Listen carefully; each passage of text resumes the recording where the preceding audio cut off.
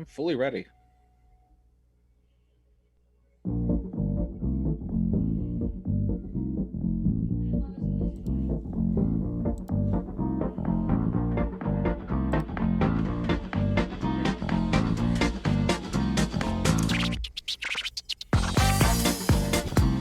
can already tell that I've got some IT stuff I got to work on with OBS Studio and my buddies over on the Discord.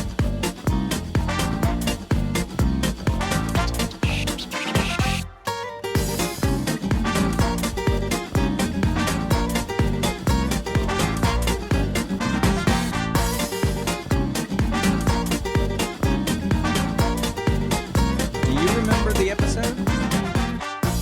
What? Hey everybody, welcome to Gene Pool episode.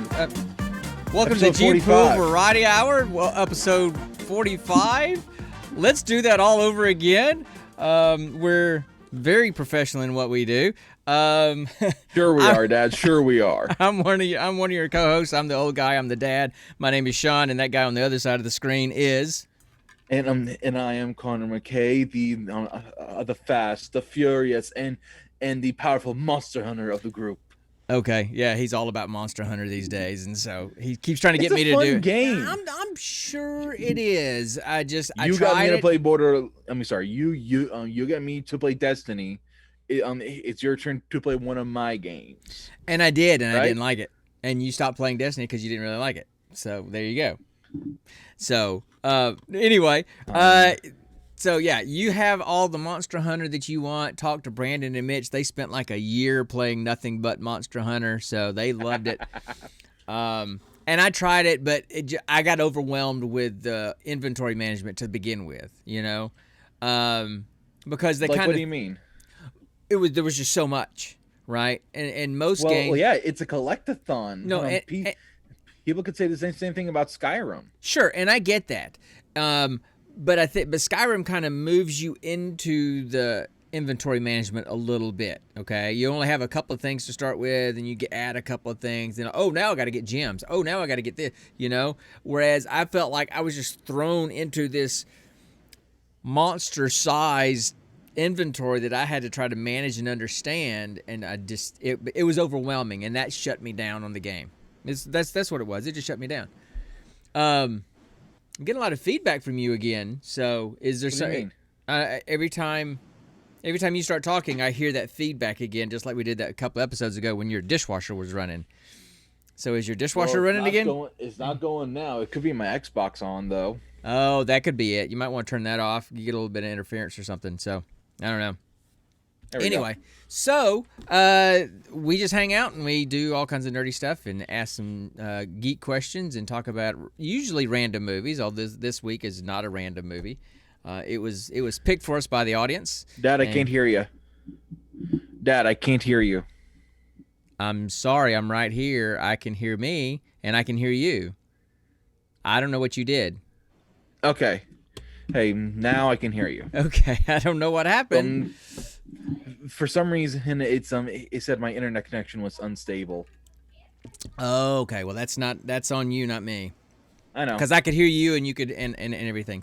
So that's what we get. That's what we do. We always start out with just spending some time kind of hanging out, talking about stuff that's been going on with us. I usually let you start. Sometimes we have some technical difficulties. Like right now. So tell me a little bit about what's going on with you. Okay, so not to divulge too much, but my supervisor has had to take a leave of absence as of recently. Mm-hmm. You know, for some personal family stuff. So basically, for the past 3 weeks, I've had to work solo at least 3 days a week, just so he could take care of everything. Right. And then also for the past 3 weeks, going on well, this will be the second of 3 weeks where I need to work Saturdays. Yeah, I know, man.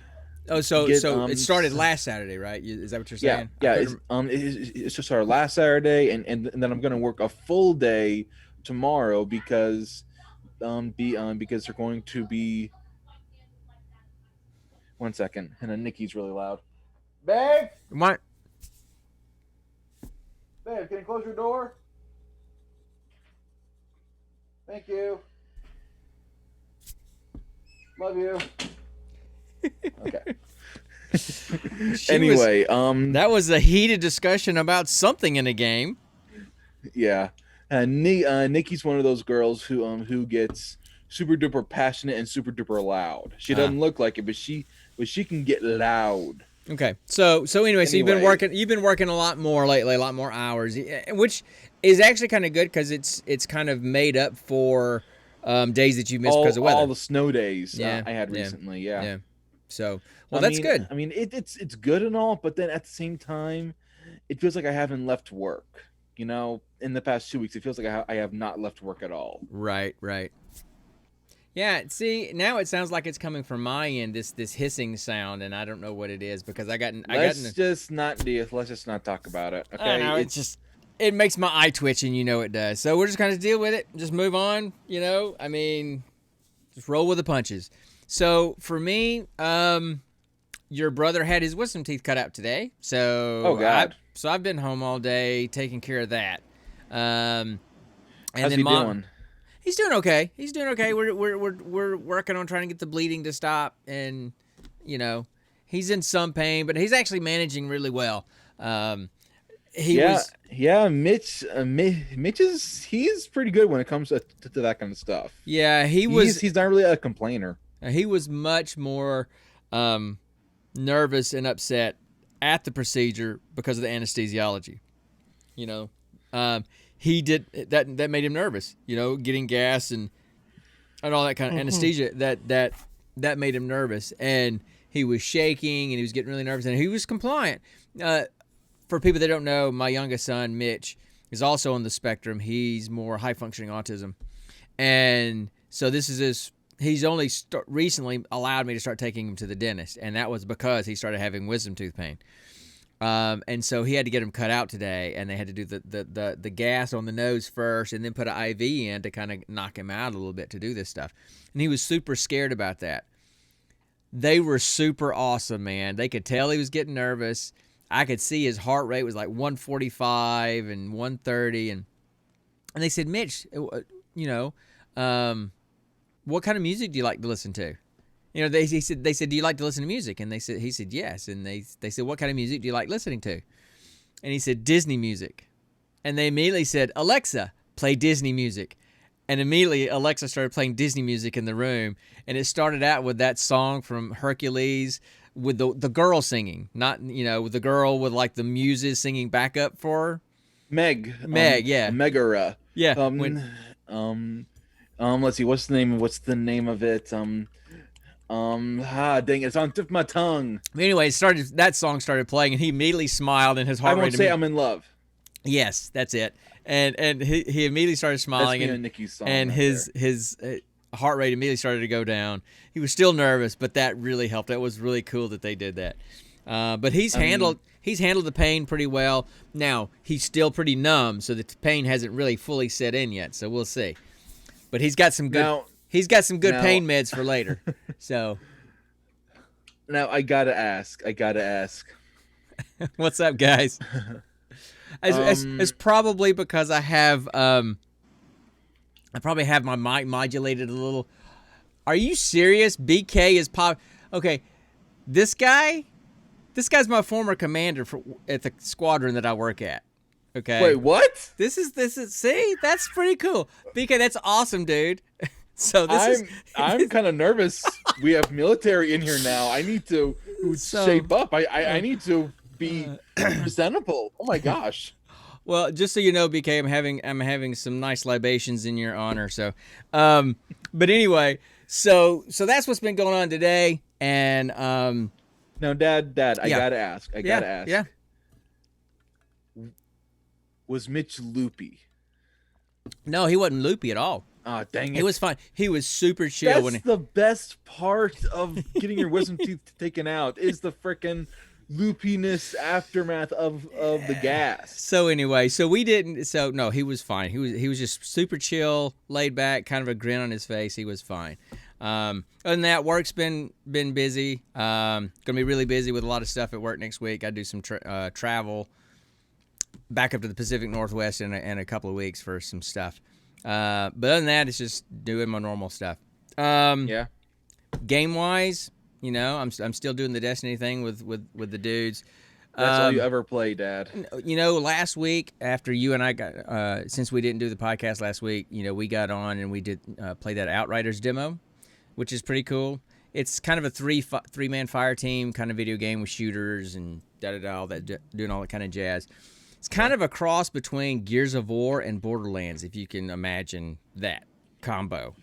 I already can because Gears of War already has the outrageous enemies and the interesting guns. Yeah. It's just Borderlands adds comedy and acid-filled chaos in the mix. You know? Well, this is more the Gears of War kind of vibe, the Bulletstorm kind of vibe, because the same developers that did Bulletstorm did this game. Oh, I love Bulletstorm. I mean, come on, I know dude. you do. Come on. I mean, when you get points for killing somebody by kicking him in the groin, and I won't say what it is that they say when it happens, what they call it. They Balls to the walls. Oh no, it's a dick punch. So anyway, so we've did that last week. I don't know what we're doing tonight after you and I get off here. We'll play something, probably some more Destiny. We may do something like that. But anyway. Excuse me. So anyway, so that's what's been going on with me. Anything else been going on your end? Any more with the wedding planning and all that stuff? Let's see. We've been talking about dresses and tuxes a bit. And Mrs. Sexton is going to make us a flower arch. Cool. Now that's cool. Yeah. It's kind of early to be talking about tux as it is, or it's never too early for a woman to talk about her wedding dress. I know, but I mean this wedding is 20 months off, so. And just so you know, the wedding is going to be slightly, if not moderately, themed after Disney stuff. Your mom's going to handle that really well. What? Okay. What? Okay. I feel like we're going to be cosplaying. Nikki is all about. No. I feel like we're going to be cosplaying at this wedding. No, we're not. But there is going to be a Beauty and the Beast figurine on top of our cake. Okay, cool. And and she does feel like her wedding dress is going to be themed after Aurora, Sleeping Beauty's blue dress in the movie. All right, whatever. So let's see. And also Nikki and Luke have been talking about him playing music during the ceremony. Cool. Celtic guitar. Yeah.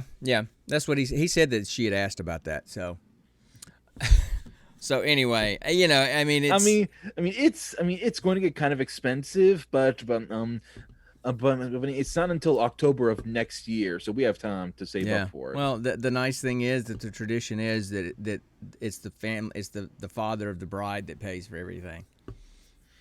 So, I'll show up and I'll show up. I'll help for the rehearsal dinner and all that. But that's a tradition. Now, of course, this is clearly not going to be a traditional wedding. It's not going to be traditional wedding, Dad. Who knows what's going to happen? But come October 22, nothing about the entire Sexton clan is traditional. That's Trust true. me when I say this. After living with them for a short amount of time.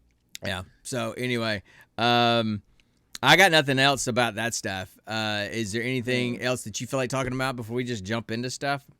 I'm kind of in a short podcast mood tonight, so I don't know why. Maybe it's because I've been sitting in Mitch's room all day with him, and I just kind of want to just chill.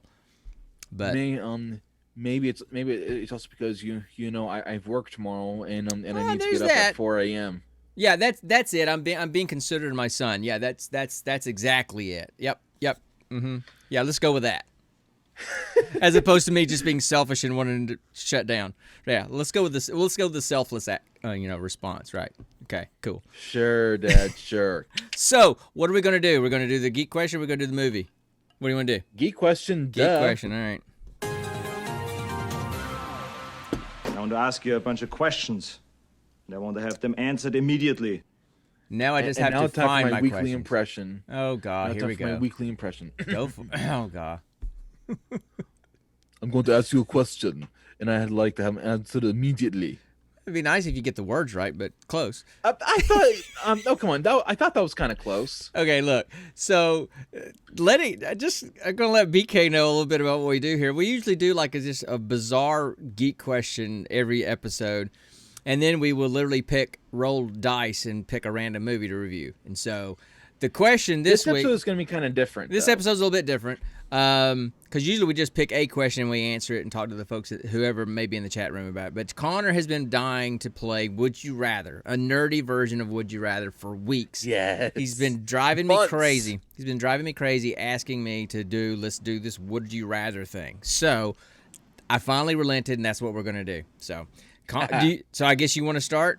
You always want to start, right? Okay, so go ahead. All right, so Dad. Yeah. Would you rather be the man behind the design and physical building of the Death Star in Star Wars, or would you rather be the man solely behind the physical forging and enchanting of the One Ring, and then giving that to Sauron? Okay, so I'm guessing you probably know what you think I'm going to answer, don't you? What do you think I'm going to answer? I think you're going to answer, or honestly, the Death Star. Absolutely. You know why? Yeah. Because the Lord of the Rings, the Tolkien stuff, that's too much of a treasure to me. That's too treasure to me. I'm not going to mess with that. Okay, I don't. But Empire all the freaking way. Absolutely. Give me the Death Star. Let me just blow up some planets. Absolutely. So all right. So that's exactly what I would do. I could care less. I mean, Luke always annoyed me anyway. What? And Luke? Luke was annoying. He was a spoiled brat, a little really annoying hope Mark guy. Hamill doesn't see this. And whatever. I'm going for the joke here, all right? And Solo was a narcissist. Will Wheaton was a narcissist, and Leia. I mean, come on, talk about entitlement. So whatever, man. I mean, Darth.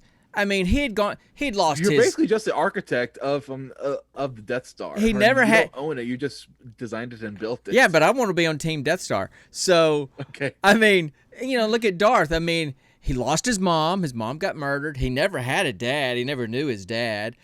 That's because it was some kind of weird midi-chlorian version birth thing. Oh, no, I get that. But what I'm saying is it's a tragic story. And then his best friend burns his legs and arm off, right?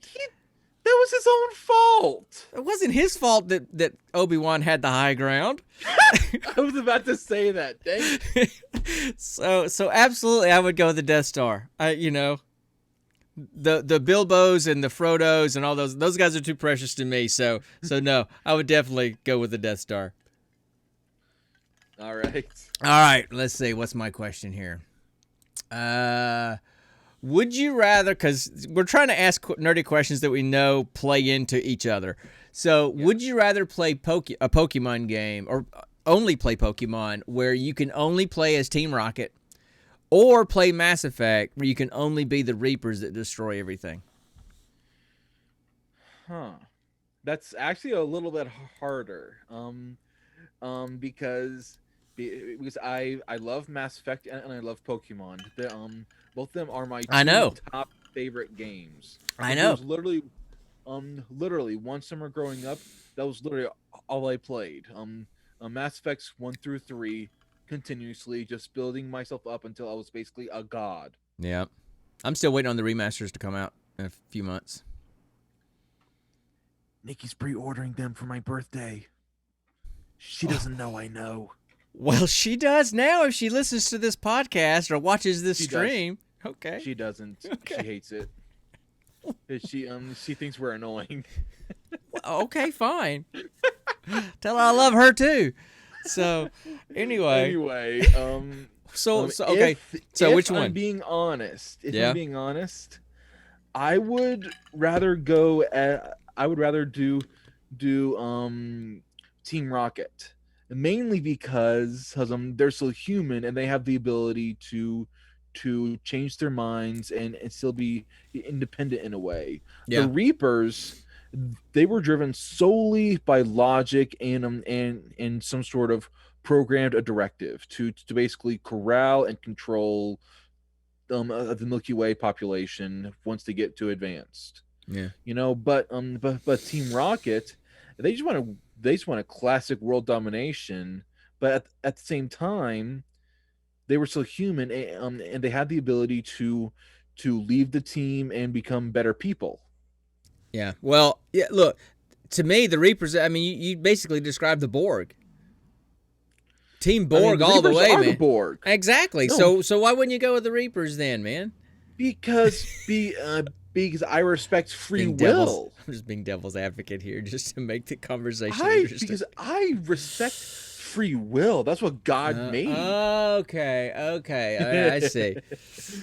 So yeah, Okay. all right. So you're trying to put a spin on. Pokemon. Okay. All right, Pokemon. All right. So what's my next one? Let's see what I got. Here. All right. Your next one from me is. Oh yeah, this is your turn. That's right. All right.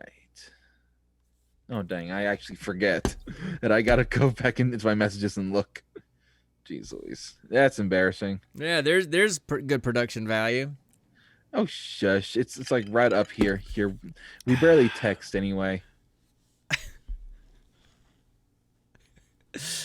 Anyway. Okay. Here we go. Okay. All right. Would you rather attend a panel led by Alan Rickman titled "The History of Monotoned British Actors," or go to an anime sing along with me at DragonCon? Dude, I'll go Alan Rickman monotone speech over anime sing along with you any day. Only I because feel hurt. has nothing to do with you. It's anime sing along. Okay, that's it. Now, when you threw, you almost put a wrench in it because when you threw DragonCon in there, I'm like, ooh, I could go hang out and have a drink with everybody else, all my other friends that are there. So that almost tempted me, but Alan Rickman's too much of an international treasure. You know, rest his soul. You know, I thought you didn't like Alan Rickman. I love Alan Rickman. What are you talking about? Dang it. When we were talking about the British movie that we watched a couple of weeks ago, you know, the serial killer one, the detective was originally Limestone Golem. Yeah, Limestone Golem. So that was Limehouse, that's right. So that detective. Here we are again. That detective was originally supposed to be played by Alan Rickman, remember? Rickman. And we talked about how much we loved that. Loved that idea. I love Alan Rickman. I mean, come on, man. He's the sheriff of Nottingham from Robin Hood. He's what's his name? The bad guy from Die Hard. I mean, he's Hans. He's Hans Gruber from Die Hard. He's also Judge Turpin. I mean Turpin in oh my gosh, what is with me today? I can't remember names. And he's also in Sweeney Todd. He's also in Galaxy Quest. I mean, come on. How could you not love Alan Rickman? So just because I would want to go see him, right? I would want to go see him. Yeah. You know. So yeah. Because I never got a chance to meet him or have a conversation with him. So that would have been cool. So, and he has a way of speaking in monotone and be hilarious doing it. Yeah, that's true. You know, that really is true. Yeah. So that would definitely be mine. All right. Let's see. So my next question is, I can't find my icon. All right. Because I know you're a pet guy and you're specifically a dog guy. Would you rather have a pet dog, the best dog in the world, perfect for your personality, for only 1 week, or a pet turtle that you could have for years but just sits there? Because we've talked about the fact that because of Nikki's allergies. Am I allowed to ask questions about this? Hold on, because we've talked about how you can't have a pet because of Nikki's allergies, and so turtle would be basically one of the ones you can have, and you missed your dog that we have now. So yeah, what's your question? All right, now the turtle. Does it just? I gotta get details on the turtle. It's a turtle. Or does it just sit there, or can it still move around?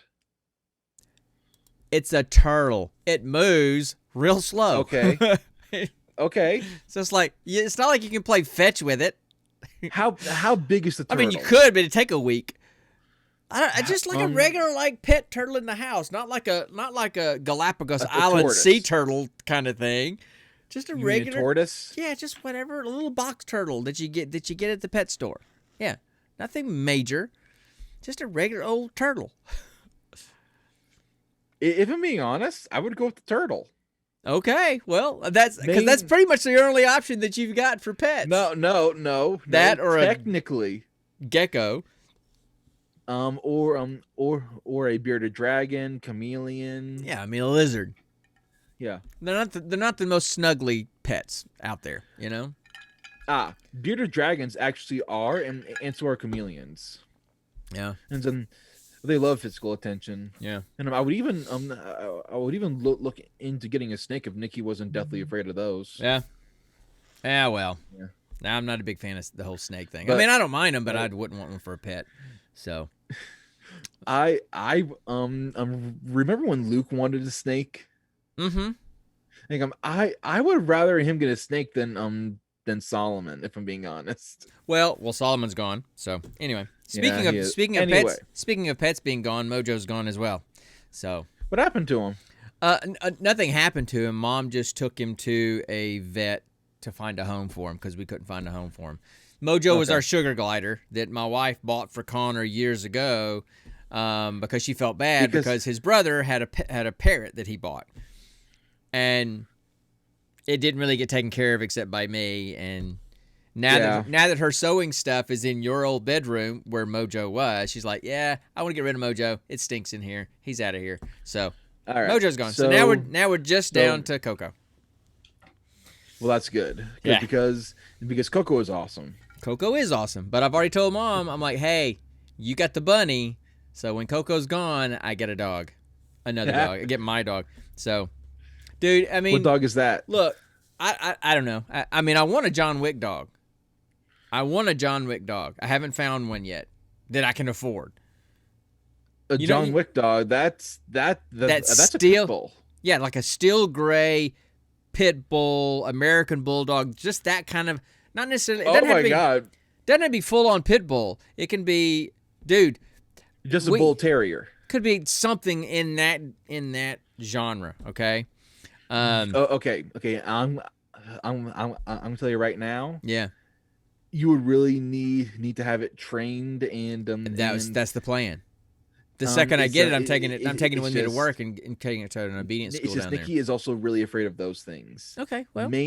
Mainly because when she used to be a maid, it one bit her in a house that she was cleaning. Dude, we have so many guys at all throughout the whole squadron that have dogs. Bring them to work, and we have so many pit bulls and American bulldogs and all that kind of stuff. And they are all the bomb.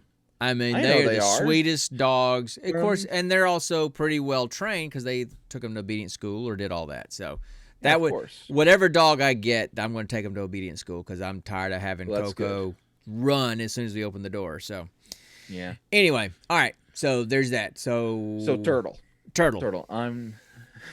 I'm sure Dennis with Botch would love that because he does a turtle voice and he has a character that's a turtle in his D&D, one of his D&D shows. Yertle the turtle, remember? From Dragon Con when they did the live show? Am I not turtly enough for the Turtle Club?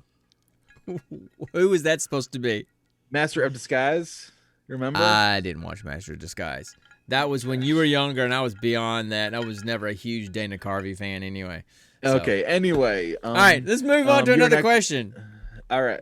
Next question. So let's see. It'd be my question for you. Yep. All right.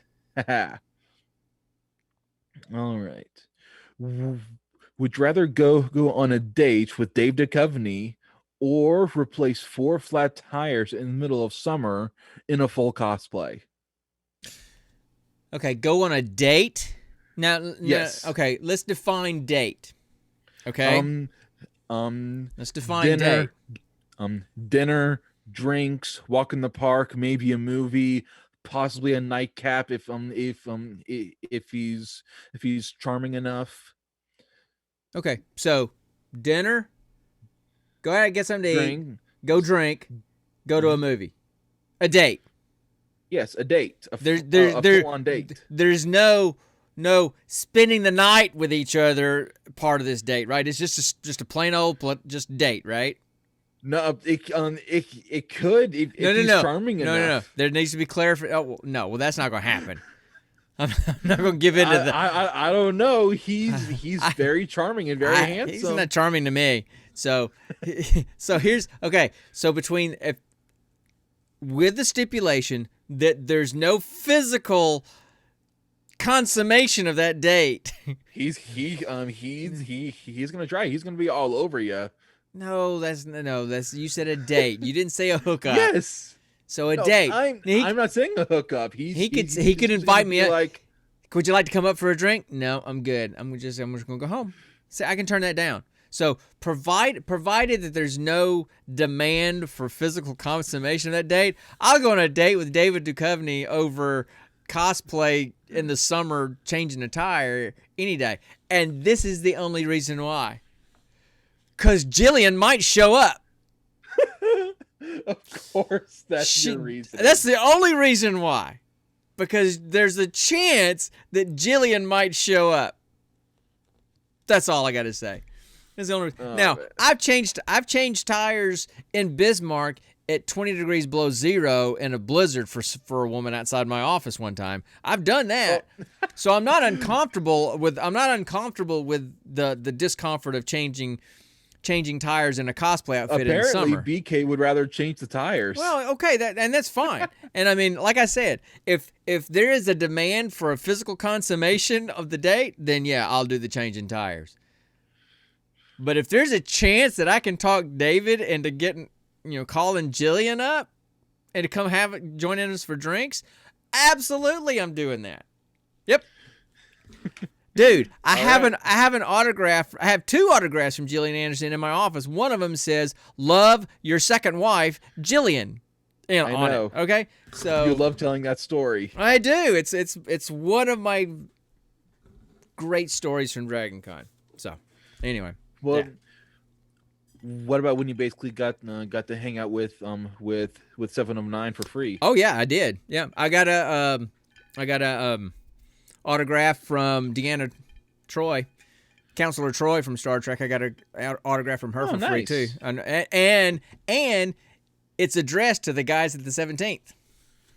I want to get an autograph and meet Captain Janeway or the woman who played her. Right. Yeah, but I went to one of the Star Trek Next Generation panels at DragonCon. It's 3 or 4 years ago, and they were all there, and I don't think I asked. Does she also play Red in Orange Is the New Black? Isn't that also her? Kate Mulgrew does. Yeah, Captain Janeway does. Yeah, I'm talking about Deanna Troi. Yeah, but Kate Mulgrew does. Yes, but so I don't think I asked a question in that panel, or maybe I did. Anyway, and I think I asked her specifically about her job being a counselor, and kind of told her what I did. But I went down and I had a conversation with her at the the Walk of Fame afterwards, and was telling her what I did and who I worked with, this kind of stuff. So because I worked for the military and taking care of military guys, she grabbed one of her pictures and signed it. Hey 17 SDS, stay safe out there, and signed it and gave it to me. So it's in my office too. For free? Yeah. Wow. So Counselor Troi actually wrote an autograph to the 17 SDS. So that's kind of cool. All right, your turn. Oh, my question. All right. I keep looking at the wrong icon. Okay. Would you, and because you're an aspiring writer, you want to be an author.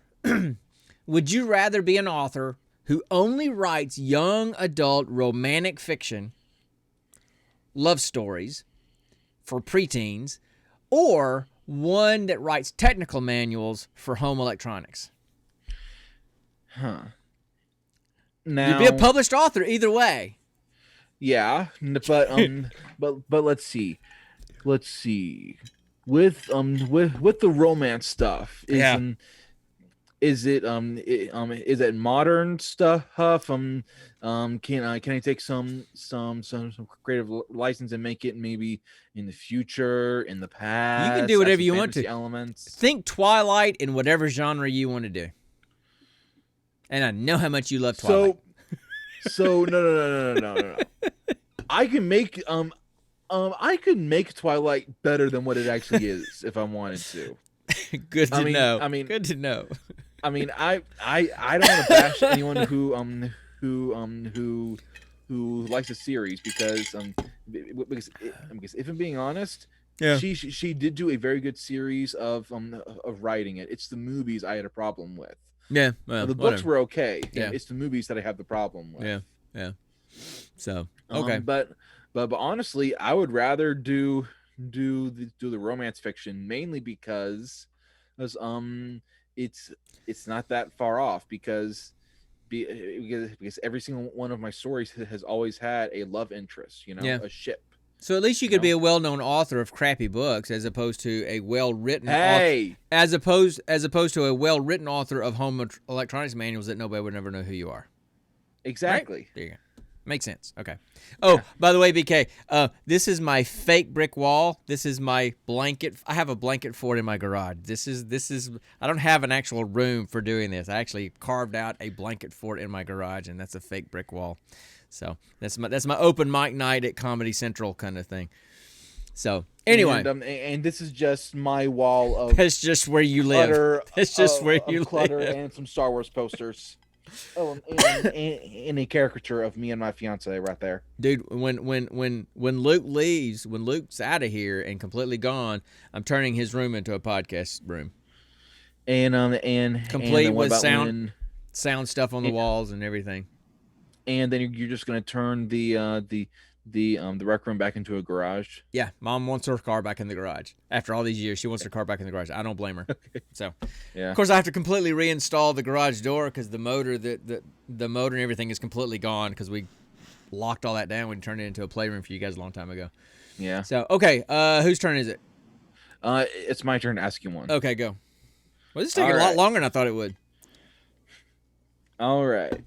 I'm wasting a lot of time tonight. No, we're not. All right, Dad. Yeah. Would you rather have your entire life narrated by Sam Elliott or Morgan Freeman?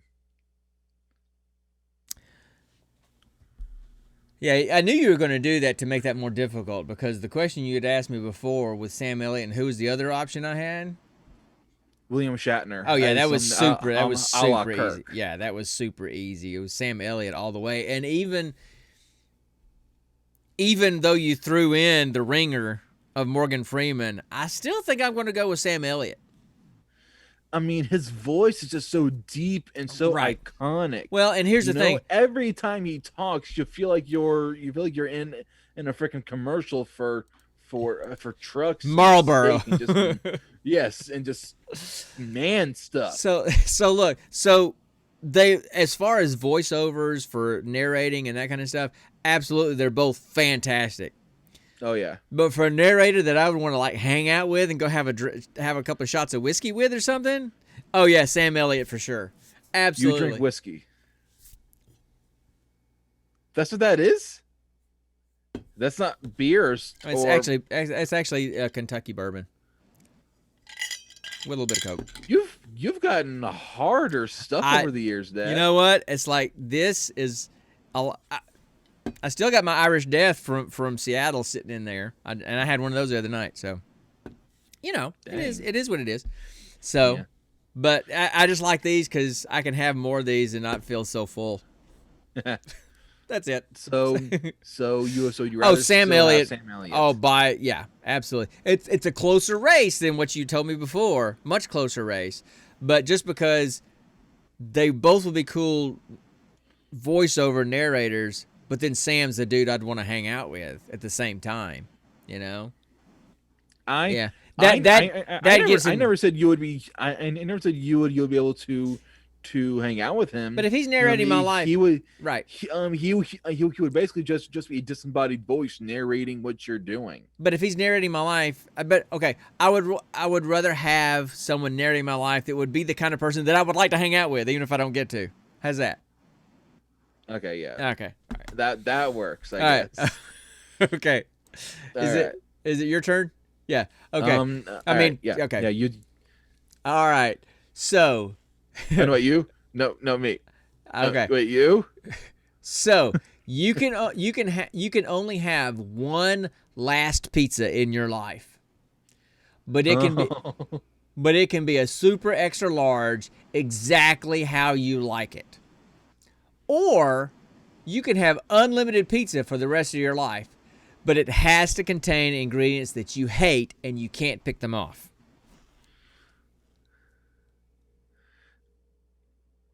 Which one would you Okay. choose? So basically, I can't pick them off, Nope. and it would just That is Bobcat go. yeah. That's a good one. That's Yeah. a good one. That is a That's good a good one. Although after watching this movie, Dennis Leary's kind of creeping up as a narrator for my life too. So we'll get into him when we talk about the movie. Sup, Mitch? By the way. Now let's see. You said a super extra large, correct? Yeah, I mean, so it could be as big as my podcast table. You know how big it could be that like so it could last a while. Yeah. I don't mean the world's largest. It covers my entire front yard and it would take you 2 years to eat. No, I'm not talking about that. No, of course not. No. The Now- biggest you could have is as big as my podcast table. So that lasts you a while, but Yeah. not forever. But did you say that if I eat the super extra large pizza, I can never have pizza again? Is that what you Right. said? That's it. You get the one best pizza ever in your life, and it's the last pizza you ever get to have. Or you can have unlimited crappy pizza with ingredients you don't like. Yep. I'd have to go with the super extra large. Really? Mainly because the toppings I don't like are toppings I'm never going to like, Mhm. onions, ground beef, anchovies. I'll give you the meatballs. anchovies. Yeah. It's I'm never gonna like that. I've tried that stuff several times on other things or Road by trip, itself, Mitch. even onions. Yeah.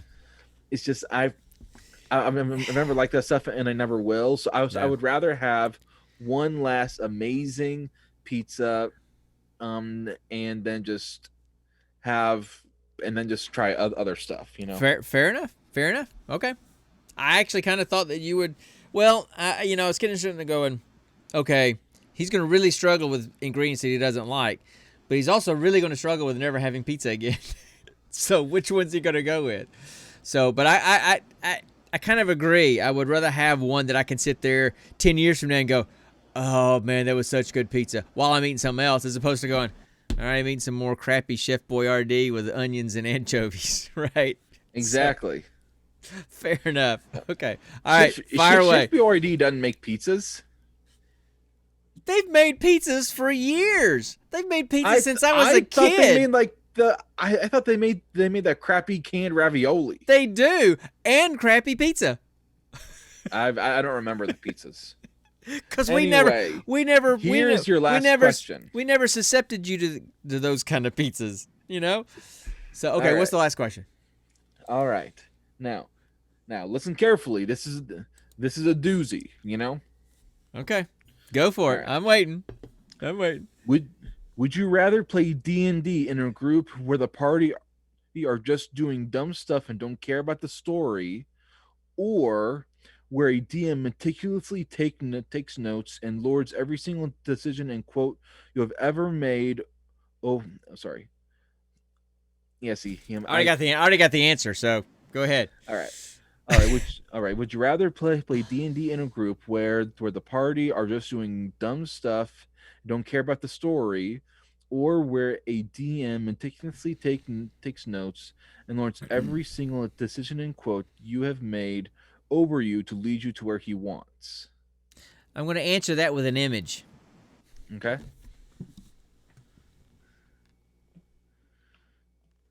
Okay, that pretty much answers my question. Listen, hey, what's up, man? dude?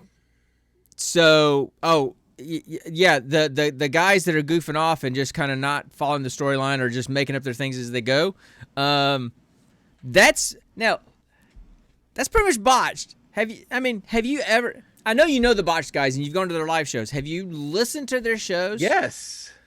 Yes, and and while they do mess around, they still follow the basic storyline. They in a do. way. They follow the basic storyline, but they make some crazy choices.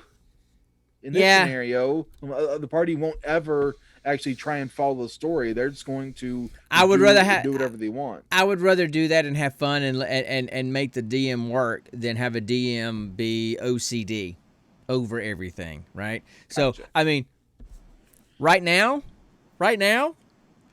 in this season of Botched, Phil is a Wendigo, which is basically a zombie octopus right now. And he just a Wendigo isn't an octopus. No. I know he's been infected by a Wendigo. His race is an octopus, so now he's basically a zombie octopus. And he just basically killed an entire building of people because he got the bloodlust, and so much so that the other guys were sitting and hiding in the elevator, and they were having snacks while they could hear him and all the screams outside the elevator. It was it was like 2 episodes ago. I was in the car driving to base, and I was in line to go through security, and I was laughing so hard people on either side of me were looking at me funny. It was. So anyway, I would definitely go with the more laid back, having fun, goofing off kind of thing, right? Nice one, Mitch. So for example, like when we played with the whole infamous, talking wolf thing. Yeah. How enjoyable was it when Mom was so rigid about rules? Was that fun? That wasn't fun. It was let's go with the story. Let's adjust to the story, and somebody make a decision that's not what we expected, but then we go with it, right? That's much more interesting than, no, we got to do this, right? So definitely, I would go with the guys that don't kind of goof off. I'm like, you know what? If I'm the DM and you guys don't ever get to the end, well, that's on y'all. I'll just bring in a dragon and kill you. I don't care, See, I'll tell you what I tell people all the time. My guy, it's called Gorthog the Attention Seeker. So he's a demigod. And basically, he says, "Look at me while I kill you." Oh no, Mitch. This story about the talking wolf is a well-known story in my family. Okay, let me tell you this story. Oh man, we hadn't chased a chicken in a while. So we haven't chased a chicken at all today. We haven't. Several years ago, we watched that episode of Community where they played Dungeons and Dragons. The kids were young at the time, and they're like, "Hey, we want to learn to play Dungeons and Dragons." I'm like, "Yes!" That's where I got hooked. I'm like, "Yes!" I have a family that actually wants to play Dungeons and Dragons. So I'm not a dungeon master. I'm not good at that, but I agreed to do that and let them play. And so I downloaded like a free module, a free storyline to play, adventure to play, and they're playing these characters. And Kelly is black and white thinker, rule follower, this kind of stuff. And she's ended up playing 2 characters so that Connor and Luke could only play 1 each. And we come up on this keep, and they're cleaning out monsters in the keep. And in the middle of the courtyard is this like large, like white wolf that talks. And he's chained up in the center of the courtyard. Connor, being the animal guy that he is, strikes up a conversation with the wolf and wants to set it free. Kelly freaks slap out that there's a talking wolf, okay, because she's not used to the whole Dungeons and Dragons thing. She's freaking out. She's like, "It's of the devil. We must kill it." Connor and Luke and Kelly argued about whether or not to kill or save this talking wolf for 2 hours in the game. Oh, yeah, 2 hours. To the point that me, as Dungeon Master, said, "Screw it. The wolf is tired of it. The wolf chews his paws and commits suicide and dies in front of you." Yeah, that was a sad day in that campaign. So whenever we talk about I still wanted that wolf was my pet. all we have to say is talking wolf in my family, and everybody knows exactly what we're talking about. So that's the story with the talking wolf and Dungeons and Dragons in my family. So anyway, and we didn't play for very much longer. Oh, and the other thing is Connor. He wanted to play the story and kind of really get into the story, which is, we know Connor, that's Connor. Luke is not, he's not big into the Dungeons and Dragons. He wanted to have a good time. He was like those guys that just want to goof off. And he played a wizard character. And when he found out that wizards can't wear armor, so their armor class sucks anyway, and all he could wear basically, especially at the beginning, was a robe, and that doesn't add anything to his armor class. He said, "Screw it, I'm going to run around naked." So Luke played Phemos, the naked wizard, and he literally basically ran around the entire game with no clothes on, and it freaked Connor out. This using his wand to cast spells. This is playing D&D with my family. It doesn't go well. That's why the best game we ever had, because we'd always end up in arguments in my family. The best game that we ever bought was a game called Super Fight, where their whole point of the game is to argue with each other. And we had a blast. It went off perfectly. So, yeah. So that's Dungeons and Dragons. That's the history of Dungeons and Dragons in my family. That was a long chicken. So okay, we didn't try it again years later, with me as the DM, right? Because at Warm Springs, I got experience doing that, and honestly, I love being a dungeon master more than being a player. Because it's too much for me to keep up with, man. But it's just enough for me to keep up with. And whatever. And the thing that I love about it is that, honestly, I can just improv a whole lot of stuff, you know? Yeah, you can. And you do really good. You do really good at DMing. And you can keep track of all the different rules and stuff in your head a lot better than I could. And plus, if you remember, we played Dungeons and Dragons. I was teaching you guys how to play Dungeons and Dragons as I was learning a whole new D&D system, D&D 4.0, which was the D&D version from hell that nobody liked. And it was nothing like what I was used to with the old AD&D, D&D 2.0, that kind of stuff, where it's like a lot more storytelling. This was grids and cones and circles, and I'm like, no, let's just tell the story. I recently lost a player at the Pathfinder. The McElroys, they really like Pathfinder. We hadn't played D&D with the McElroys in a while. I mean, that group just died back in November. I don't know if it's because of the COVID stuff or what. Yeah, Dad and D. So, anyway. All right. You got another question for me, or have I got another question for you? Who's next? I think you have one more for me. I do have one more for you. One sec. Hold on. Let's see. Hero Quest? Yeah. I mean, I never played it, but I know it. So, that would... Dude... As crazy as we get, as goofy as we get, when a bunch of us get in the room playing Overwatch or whatever, can you imagine if we all got together and played Dungeons and Dragons together? Me and you and Brandon and all the rest of the guys. That would be a hoot. That would be a hoot. So, okay. Could I be the DM? I don't care. Okay, last question, Connor. Last question, then let's move on to the movie. Okay? All right. Would you rather play the villain in your favorite movie of all time, or play the hero in the worst movie you've ever seen?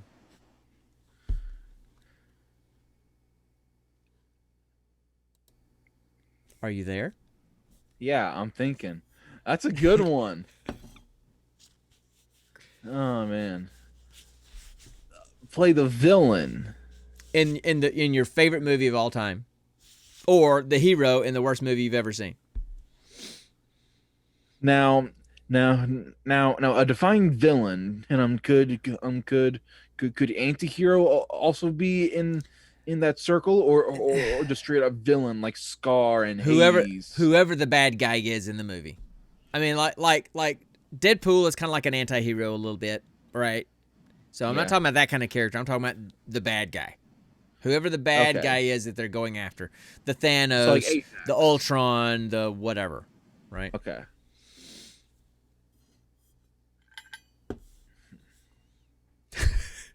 Maybe. Oh man. That's some thinking music. That's hard. because the villains always lose, but at the same time, the hero in the most stupidest movie I've ever seen is a stupid hero. So, oh my gosh. Would you rather be a stupid hero or an awesome villain? That's basically what it boils down to, right? You're an awesome villain. I'd rather be an awesome villain. There you go. That makes that makes the most sense. Because I may not look it, but I can honestly be pretty diabolical when I want to be. So I really can. because at least you would be memorable, right? Yes, If you're the villain, exactly. you're the bad guy. Even if people hated you, they would remember you because it's the greatest movie ever or whatever. But if you're a hero, in a crappy movie, nobody's gonna remember you anyway, right? Now the question is, which Yeah. villain would I be? Oh man, now that's a tough one. Huh. I think it would be a three-way tie between Hades from Hercules, Yeah, Hook from Peter Pan, yeah.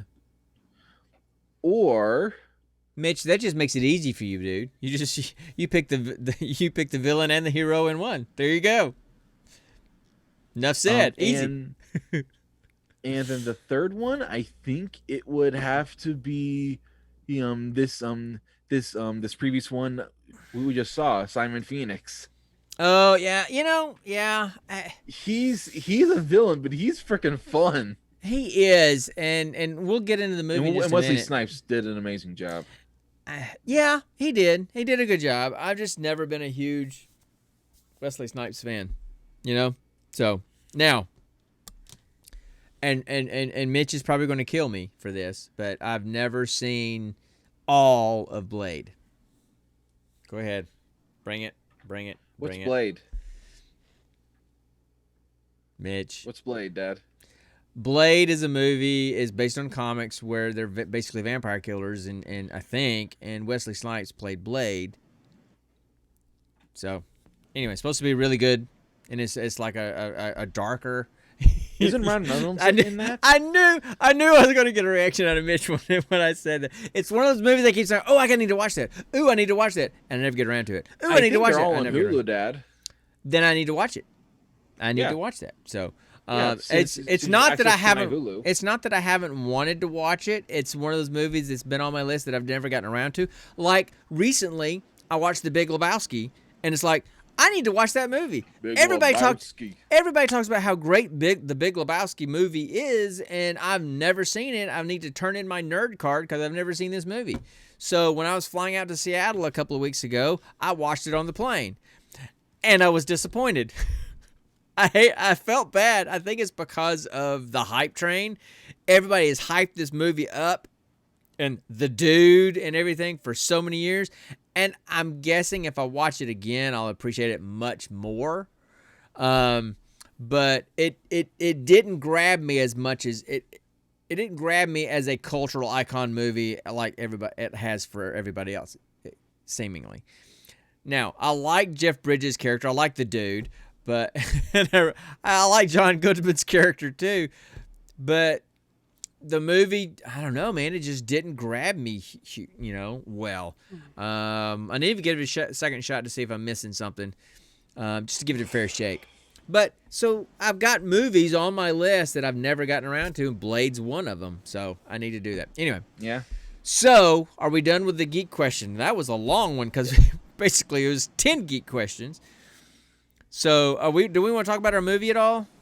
Or we want to just... Yeah. Okay, let's talk about our movie then. It's time for a roll for credits. That rug really did tie the room together. I will admit to that. Oh my gosh. Ow, ow, ow, ow, ow.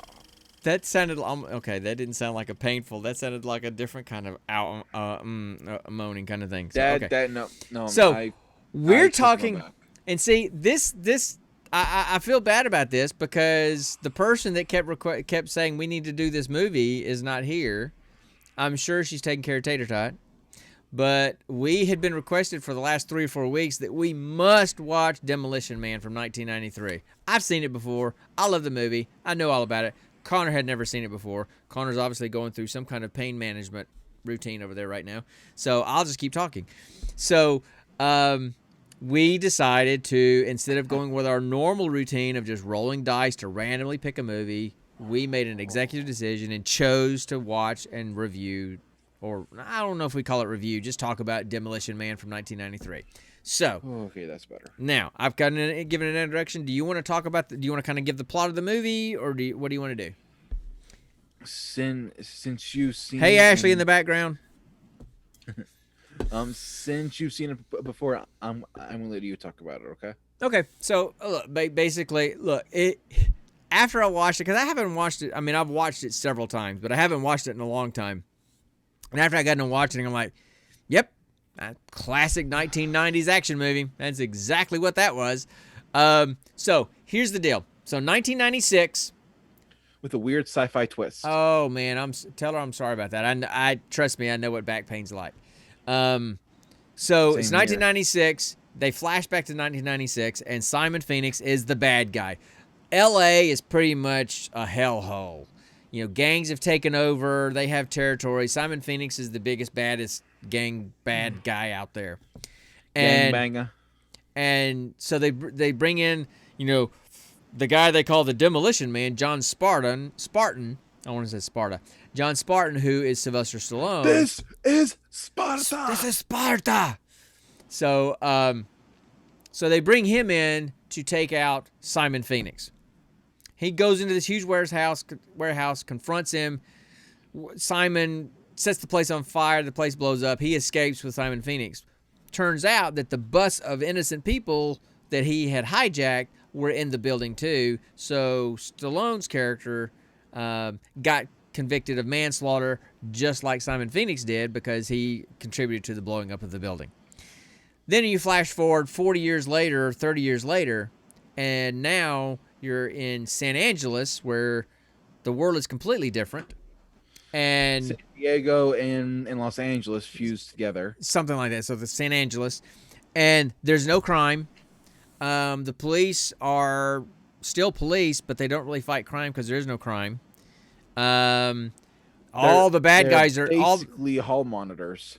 yeah, really they are, and they talk like one too.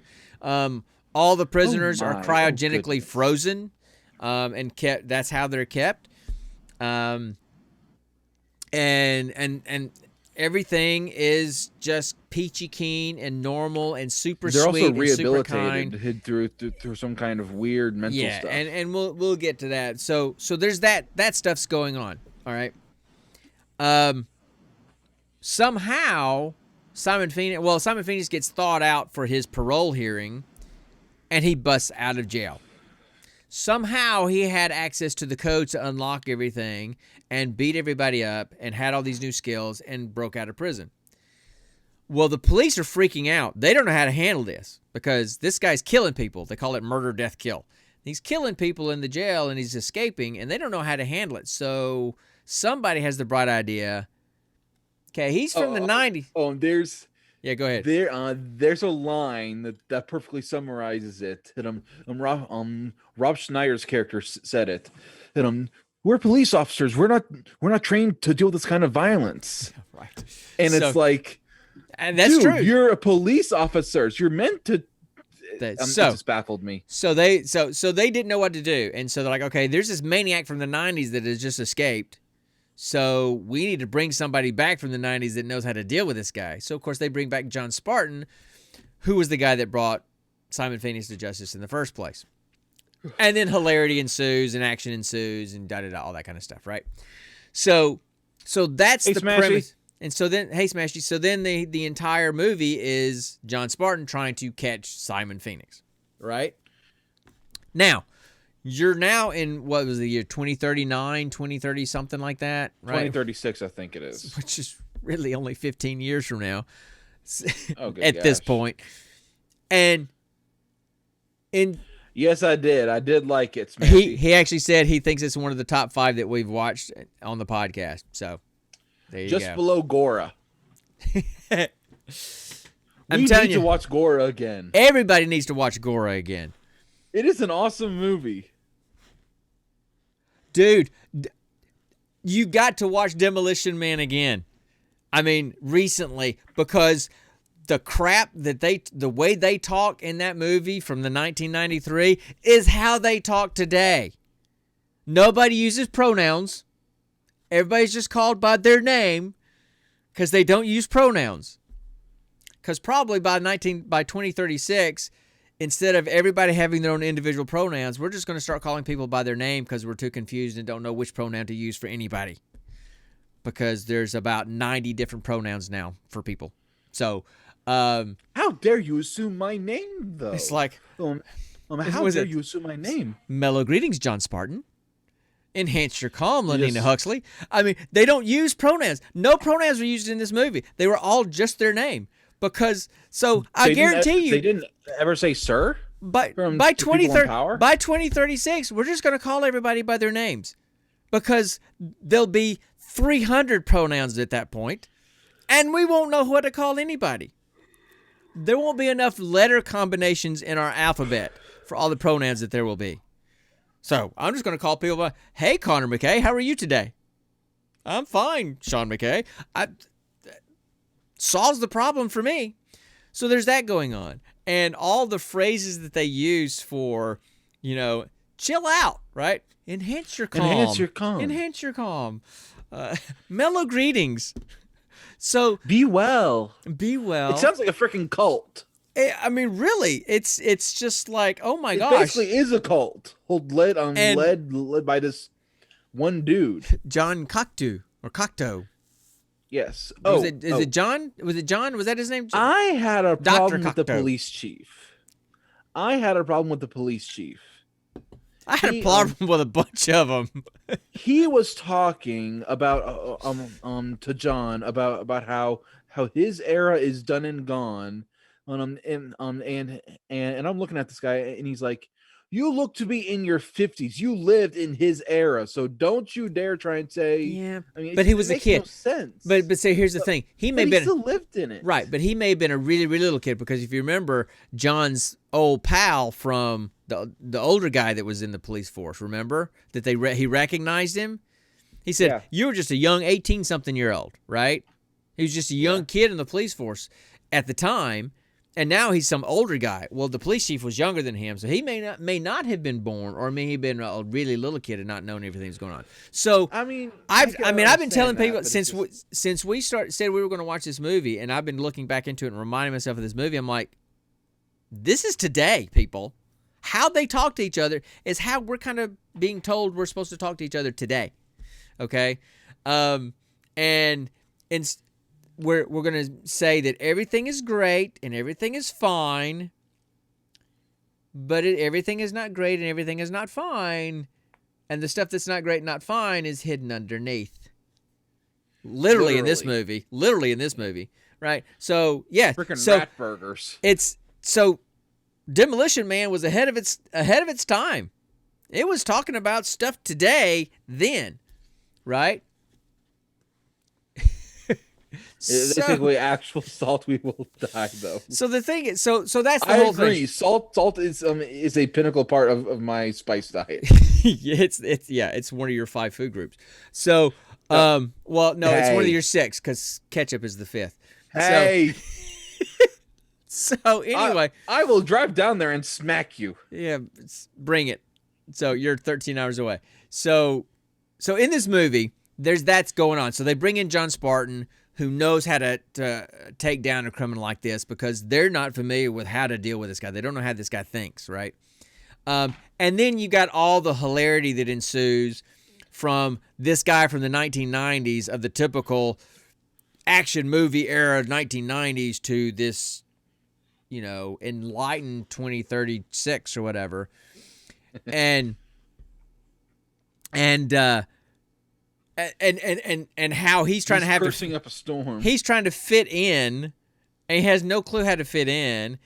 You can't curse, Every because time he curses, you get a slip. Anywhere in the city, you just randomly get a slip for cursing. one of my favorite scenes is when he purposely walks up to the machine and drops every nasty word he can think of to get enough paper to go wipe his butt, because there was no toilet paper in the bathroom, and he just Because of the freaking problem 3 solved. seashells. All right, talk about the 3 seashells. 3 seashells. Okay, What were they? They never explain how they work. However, I was reading up on some like trivia about this movie, and in an interview, Stallone said that the way they had kind of conceptualized that the 3 seashells worked was that 2 of them, get this, 2 of them kind of worked almost like a clamp to pull the waste out. And the 3rd seashell was just to scrape off the rest of the residue. That was how the 3 seashells were supposed to work. There was no mention of how they get cleaned. What the? No. So two are like salad tongs to go in here and pull it out, and the third is like a scraper. There you go. I thought this world was meant to be more easy. That sounds a lot more. That sounds a lot harder and a lot more dirty than just freaking wiping your own butt. So I'm just saying. What the heck? So anyway, so there's and then enter Lenina Huxley, right? They need a bidet. Yes. Absolutely, they need a bidet. Okay. And if you ask Paul Hogan, he's like, "What the hell's a bidet?" Right? So, Connor, you probably don't even know what I'm talking about. Crocodile Dundee, What? the bidet, Crocodile Dundee 2, where he comes to New York, and he goes to he has this nice fancy hotel, and they got a bidet, and he's like brushing his teeth in the bidet because he's just squatting down and brushing his teeth and stuff in the bidet. I'm like, I've seen the movie, Dad. I couldn't remember if you'd seen that movie or not because it's a long time ago. So then you enter Lenina Huxley, which is Sandra Bullock's character, and she's from the era. She's a young cop, but she's obsessed with the 90s. So her office is full of 90s memorabilia, and she tries to talk the lingo. A Lethal Weapon poster in the background. She's trying to talk the lingo, and some of the funniest lines are when she messes them up in a really inappropriate way. Like when they decide to go down go down below, to find Simon Phoenix, and she's like, "Let's go blow this guy." And Stallone's character's like, "Blow this guy away." Because leaving off that one word has a completely different meaning. Completely different meaning. So she had several of those like that, and Take that was this job and shovel it. and shovel it. But yeah, but that one was the best. So Yeah. anyway, and so of course Let's go lick his ass. yeah, that was another good one. He's like it's kick his ass, not lick, kick. Oh, okay. So anyway, There's a new shepherd in town. It's Sheriff. So that was funny. I mean, it was a weird movie, for me back when I first saw it, because okay, is it supposed to be sci-fi? Is it supposed to be funny? Clearly, there's action, but really, I mean, you watch it. I mean, it was all done tongue in cheek. It was all done tongue in cheek. What does that mean? Just not taking themselves too seriously. They're being kind of goofy and kind of corny on purpose, right? Oh, okay. So almost comic book style, kind of. Well, not comic book style. That's wrong. Kind of cartoonish style, right? Yeah. So anyway, Yeah, I can see that. So that, I mean, you had so many different kind of genres going on that made it so fun. What else do we need to say about the movie itself, about the storyline or anything like that, before we talk about kind of what we liked and didn't like and that kind of stuff? Let's see. They uncovered this giant conspiracy. That somehow had Simon Phoenix at the center of it as the weapon, and then in the end, it turned into this big old reminiscent fight between Phoenix and Spartan. Yeah. Well, so the storyline and of course, it ends with a fluid exchange between Lena Huxley and John Spartan. Yeah. So speak the lingo. Kind of back to the storyline a little bit. It turns out Dennis Leary's character, Ed Friendly, I think his name was. He kind of is the leader of the underground, of the people that live literally the people that live underground. They're like the scraps. They're like the scraps, the unwanted. And turns out that this Dr. Cocteau, which I thought was an interesting name,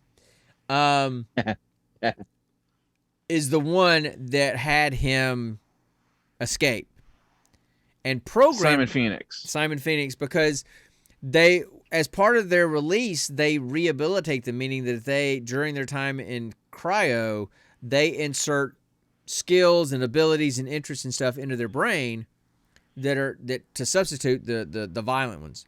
Well, for this guy, They made Sylvester Stallone a freaking seamstress. I know we'll get to that in a minute. Not as So, but they gave Simon Phoenix hacking abilities, multiple types of martial arts, all kinds of things. They gave him all these kind of super training, skills, terrorism. right?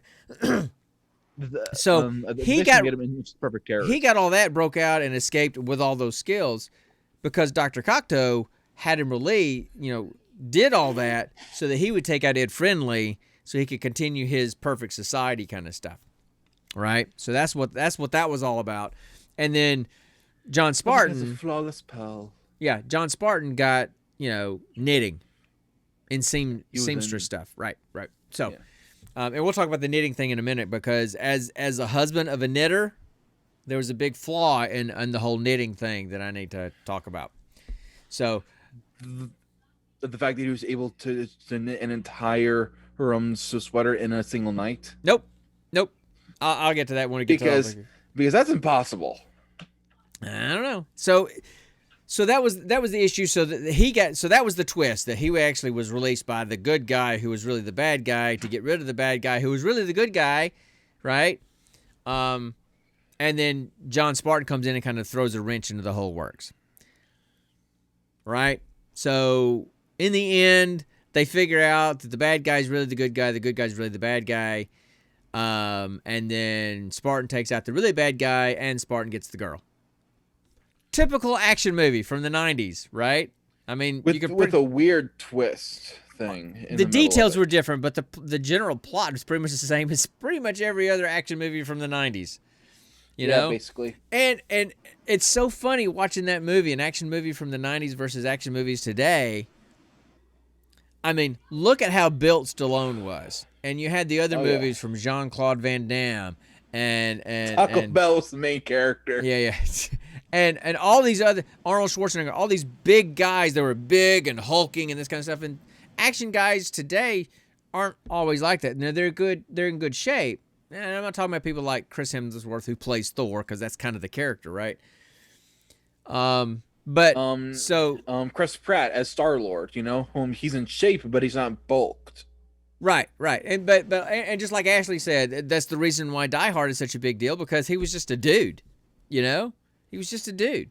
And I think that's great. And I like the more realistic, because it's playing to the person's character as opposed to the fact that he's got rippling muscles. Absolutely, Willis was not built like them. Still is not built like them. So I just thought that was kind of funny. Now some of the funny stuff in the movie was like the fluid exchange. She's like, "Oh, we don't do that." She's like, "Hey, would you like to have sex?" And he's like, "Yes, I would." And then she puts this like helmet on his head. Then she basically it's like, is this some kind of full body condom? Then she basically puts an Oculus on his head, and they have VR sex, and he's freaking out. He's like, no, and she's offended because he wanted to kiss her. She's like, "Oh, we don't do that at all," and she kicked him out, right? And then of course at the end he kisses her, and she said, "Ooh, are all fluid exchanges this pleasant?" And he says, "Better."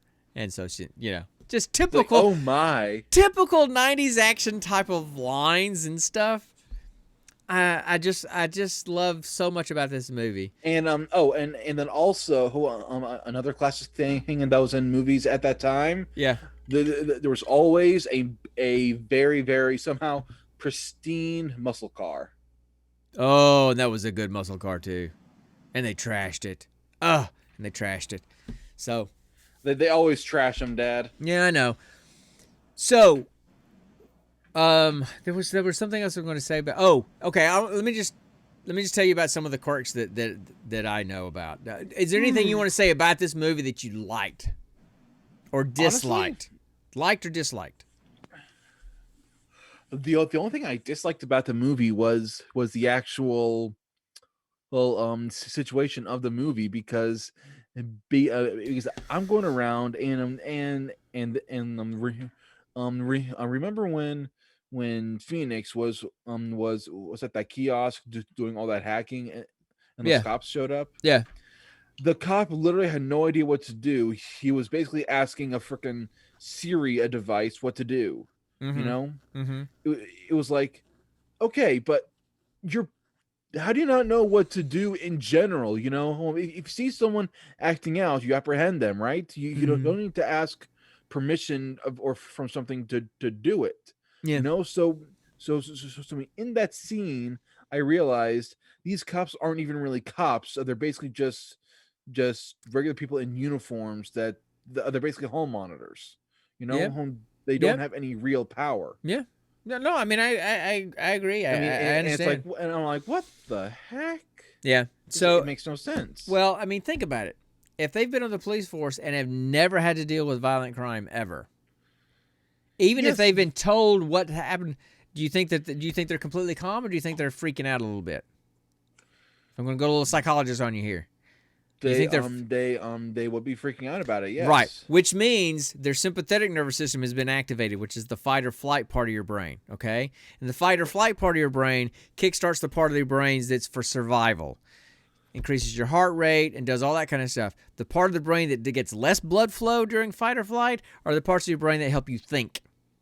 Okay, so they're not thinking clearly when they're in the middle of that fight or flight, that sympathetic activation. They're just wanting to escape or fight. And since they've never fought before because they've never had to, they just wanted to escape. And so they were freaking out. So even if they'd been told or read stories or read manuals about how to do it, they had no ability to do it. Emotionally, they couldn't have done it at that time anyway, right? Yeah. Oh, now that would have been good. A Dredd versus What's Judge Dredd. Go look it up. Just go look it up. So Judge Dredd versus Demolition Man, that'd have been a great crossover. So I loved just the 90s action movie feel. I love that they were So did I. I love that they were kind of making fun of the pansy type of society that's going to be in the future. And what made it more funny is that we're living in that now. Yeah, we are. And sitting there going, okay, so this is current day almost. We even have self-driving cars now. So pretty much it's, they're Teslas now. They were, I don't know what they were back then. So that it created a whole other level of enjoyment of this movie because of that for me. Sometimes it's good to have a good action flick. You can just turn your brain off and just watch and enjoy. You don't have to worry about, okay, this is part of an entire MCU, and we have to remember who was related. We have to remember all these layers of storylines. No, just give me one movie. Bad guy, good guy. Good guy's bad guy's good guy, turns out, and did all that kind of stuff. Crew. Blow stuff up, fight, shoot, go. So I like that stuff. I like the play between Sandra Bullock and Sylvester Stallone. Their relationship. I wasn't a huge fan of Snipes, but I've never been a huge fan of Snipes. So it wasn't that he didn't do a good job in this movie. I've just never been a huge Wesley Snipes fan. Period. And so that just played out in this movie for me. I mean, he's okay. He was great. He played the role, but he's just not my favorite. So there was that. Yeah, Con Man starts looking at something, and sometimes he's literally almost falling asleep. He's literally almost falling asleep. So I'm sorry. I know you got to go to bed soon, so we need to tie this up so we can get out of here so you can go to bed because you got to be up at 4. So other things, the knitting. I want to mention the knitting just because I'm married to a knitter. You notice that when she kicked him out of her apartment, after Lenina kicked him out of her apartment, he went to his place and he opened up that box and there was that ball of yarn and the 2 needles, right?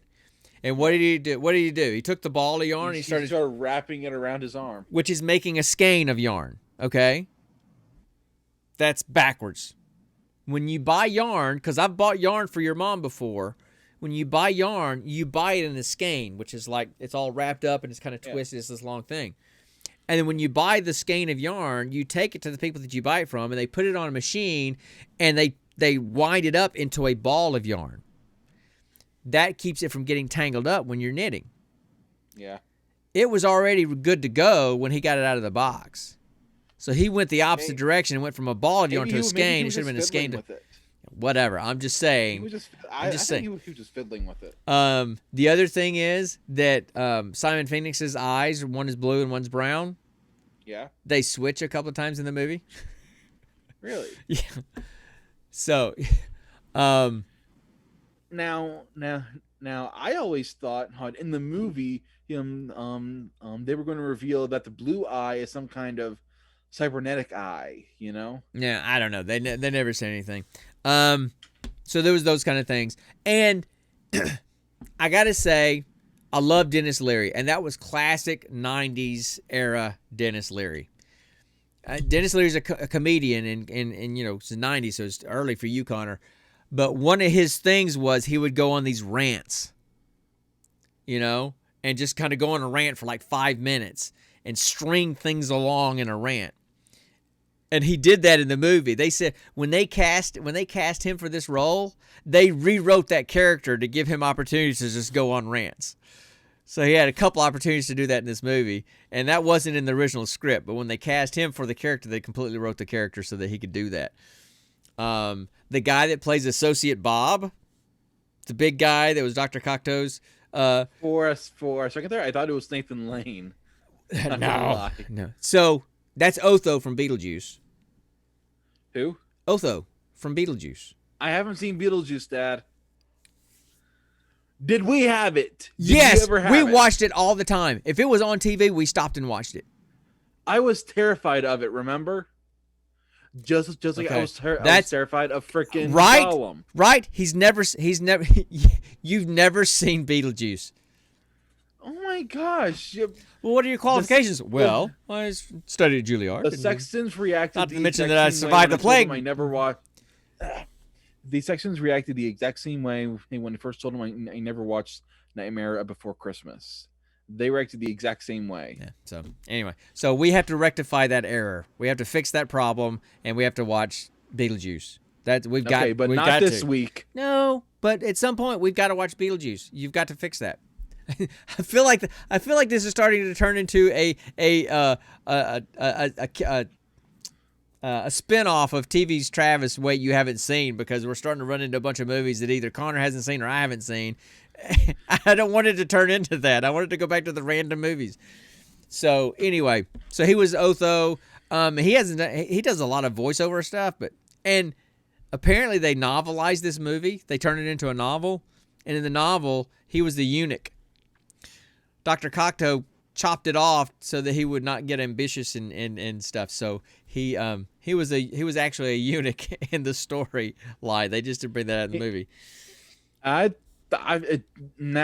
that's mentioned, it would make everything seem it would make everything a lot more understandable and make a lot more sense. They kind of played the same. Associate Bob and Otho are basically the same character, almost the same hair.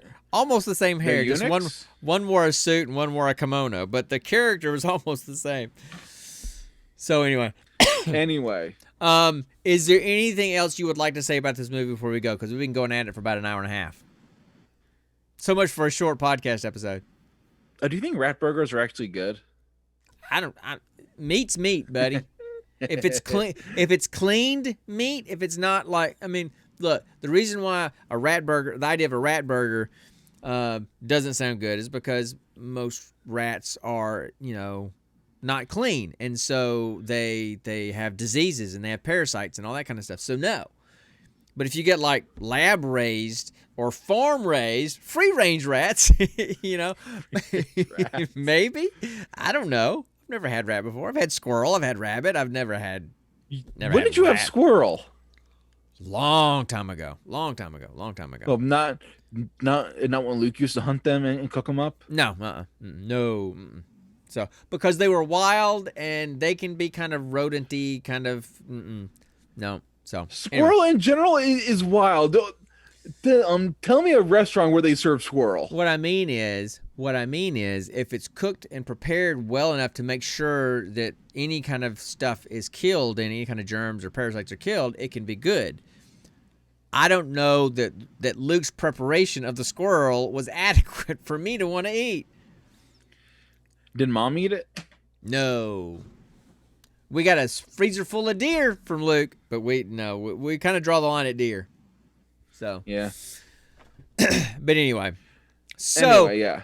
that's the 1993 movie Demolition Man. Fantastic movie. Had fun watching it again. Connor actually loved the movie, which was great because we had this I forgot which movie it was where I loved it and you didn't because you didn't really get it because of the difference in general.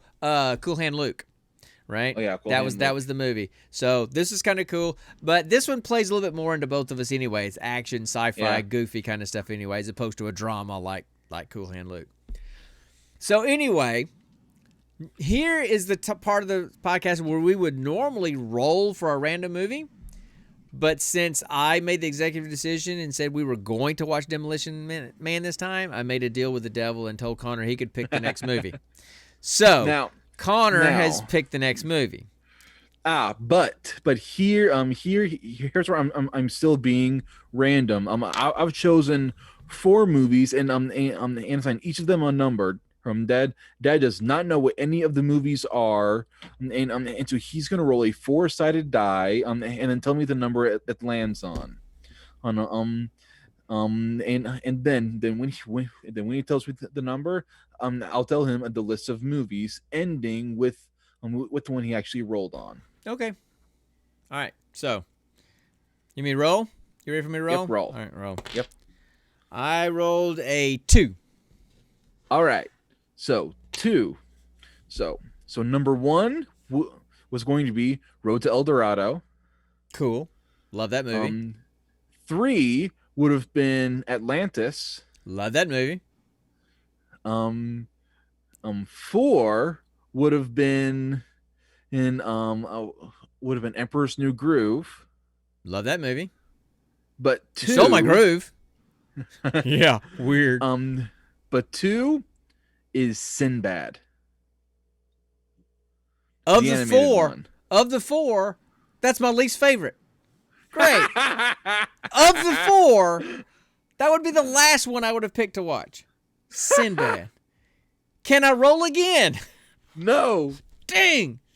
We are watching Sinbad, Legend of the Seven Seas. Because I love the other 3. That one is like, maybe. What's wrong with it? It just doesn't do anything for me. The other ones have good stuff in it, right? I agree. No, Mitch. I agree. No. I agree. No. Okay. You already used. I rolled a 1. Wasn't 1 Emperor's New Groove? No, that was 3. It was 3, right? It was 3. Oh, I rolled a 3. Stop. I rolled a 3. Stop. Come on, Emperor's New Groove. You already Come on, man. Demolition Man. No, we need to watch. You already He's vetoed Demolition Man. a llama. He's supposed to be dead. Come on, man. Sinbad is a movie I have not seen in a long time, and when I found it on Hulu, I was like, I gotta watch this movie. Man, come on. What's wrong with it? There's nothing wrong with it. There's just much better options here. Okay, well, Smash has never seen any of them. So, Smash has never seen any of them. So, we need to pick one of the better ones. Fine. Okay. So, which one is it going to be? I'm going to randomize them again, and then you're going to roll again. Okay. All right. All right. So, you're going to tell me all the movies and what their numbers are first, right? No. Come on. Yeah, you are. You're still going to roll first. Oh, I'm going to roll. I got dice right here. Yeah, so roll. It's just off camera. Roll. No, have you randomized them? Yes. Yes, I have. Okay, I rolled a 1. All right. Please tell me it's not Sinbad again. No. Sinbad was 4 this time. Okay, so what did we get this time? All right, this time it is Atlantis. There was never any integrity to this process, Jacob. Ever. Atlantis. Atlantis. Okay. You sat in the dirt, didn't you? Okay, Atlantis. Oh yeah. Now what have I told you about playing nice with the other kids? Get back. I've got soap, and I'm not afraid to use it. I'm gonna say back from the pit from which you came. I'm gonna say money. So anyway, money. We have a lot of lines from this movie. I'm gonna say money. So we have a lot of lines from these movies that we loved as the kids were growing up. So we're Oh, rattling that's a long off some way. of our classic lines from these movies that we loved. You'll understand. You need to watch the movie. So we're going to watch Atlantis, The Lost Empire. Excellent. Emperor's New Groove is a great one. That's probably the funniest of all of them. It's definitely the funniest of all of them. Dave Spader, man. Dave's and John Goodman. yeah, and Warburton, Patrick Warburton. You know, Crunk. Kronk. I mean, yeah, weird. So Yeah, weird. we could just about do the movie. Yes. So there, because look, here's the thing, Ashley, and you're gonna get this. You're gonna get this, okay? Get Crunk. Yeah, we're gonna get No, Kronk. no. You're gonna get this Hey, as Dad, you Tater. want to get Crunk? No, as Tater Tot gets older, and you start watching a lot of these movies, animated movies or whatever, with him as he's growing up, and he's gonna have movies he's gonna watch over and over and over, and they're gonna be movies. Some of them are you're gonna want to dig your eye out with a dull, rusty spoon watching, but some you're gonna absolutely love, and they're gonna become stories of your family. They're gonna become stories of your family and parent-child relationships. I'm sure he'll watch Aliens. I get that, but you're probably gonna watch some animated stuff too. Okay. Hopefully you won't have to go through the torture of watching things like Barney and Teletubbies. I friggin' hated the Teletubbies. They scared the crap out of me, and they So, still do. So anyway, Their eyes are soulless, man. They're soulless. okay, so And why is their son a baby? man, I think they were on acid. I don't know. I don't know. I really don't know. So, anyway, yes, Atlantis. watch Aliens as much as you want to, but these animated movies, if you want a list of great animated movies to watch with your kids, because Connor and Mitch, that's pretty much was their life growing up, was just watching movies. Hercules, Lion King, pretty much any Disney movie, before 2005 is a good go-to. Yeah, well, when they were still drawing them and not 3D animating them, or doing crappy, dramatic action-filled live-action versions. hey. Oh, speaking of live action versions, the live action Mulan is actually really good. A lot of people trashed it, but as a movie, I enjoyed it. I really enjoyed it. I mean, I haven't seen the live Lion King yet. I haven't seen that one yet, but the live Mulan was good. On Disney Plus. They have the new Lion King listed under live action. It's not live action though. It's all animated. It's all completely animated. That makes no sense. It's live action ish. It's not. Not there's no real animal actor or scene anywhere in the movie. It's all completely 100% animated. I know. So that's, anyway, it look, pisses me if- off. all right, Because it confuses me. I get you don't, and that makes great sense to not expose Tater Tot to TV and that kind of stuff early on. I get that. We unfortunately we had a couple of kids on the spectrum, and it was virtually impossible not to. It's just what it was, right?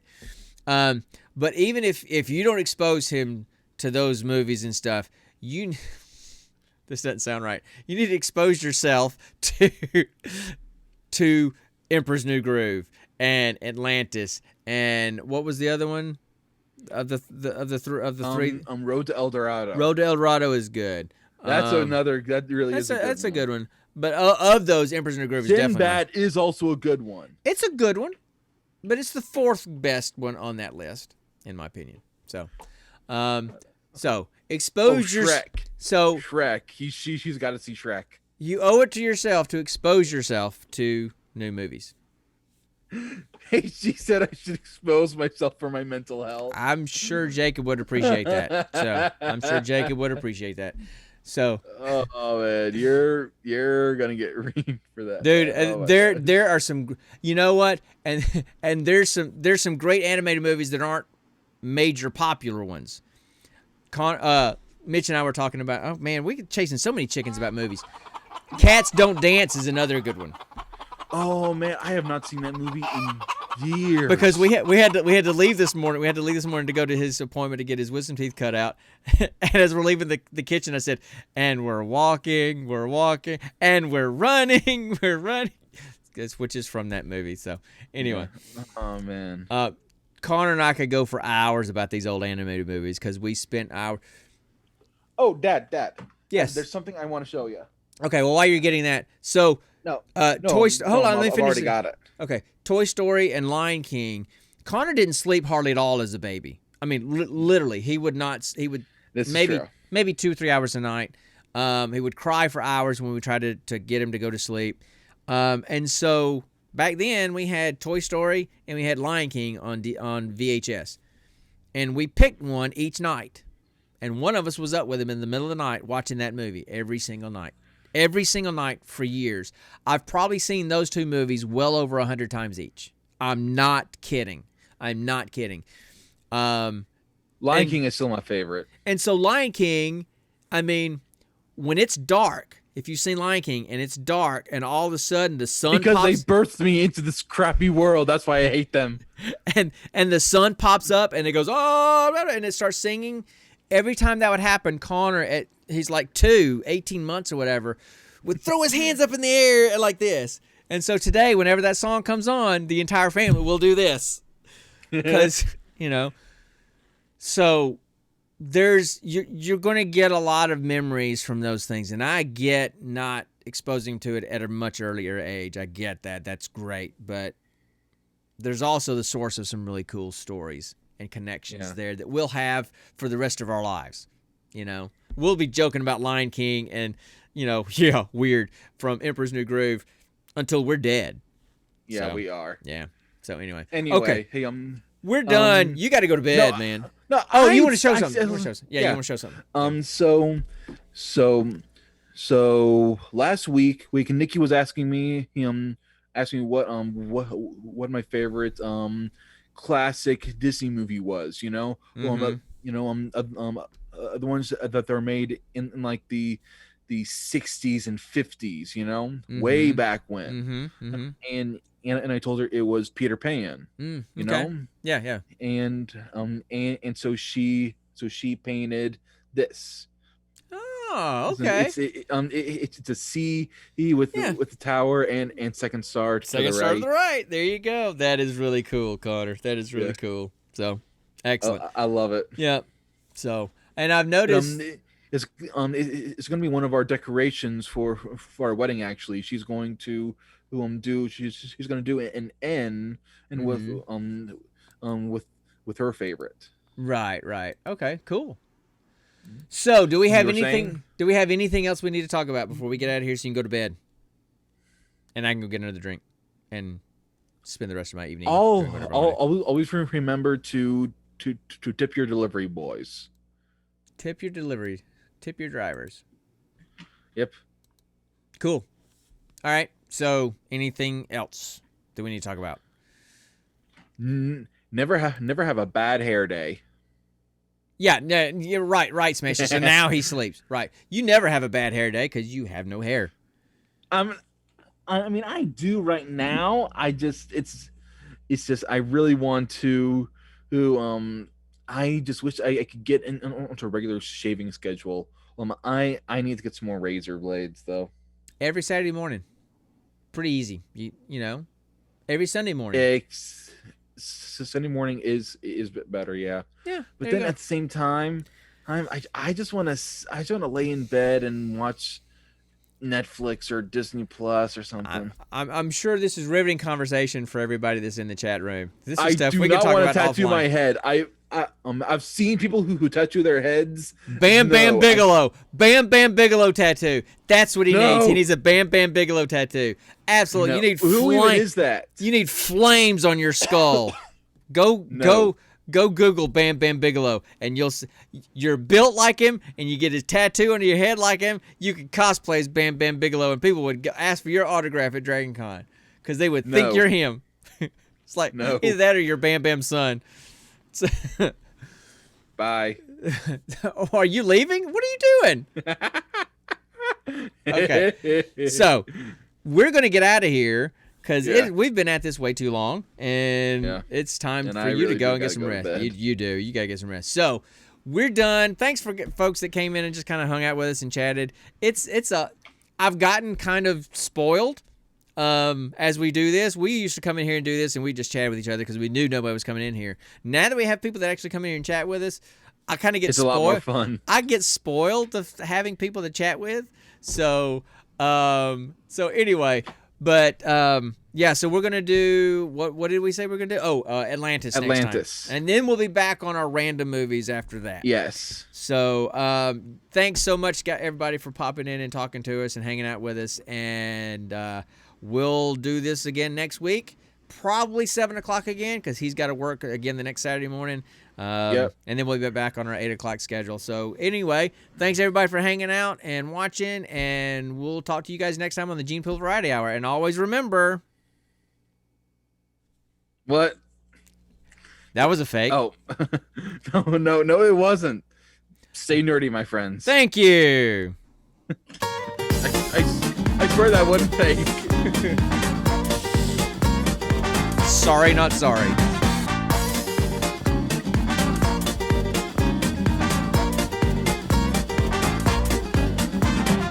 Bye.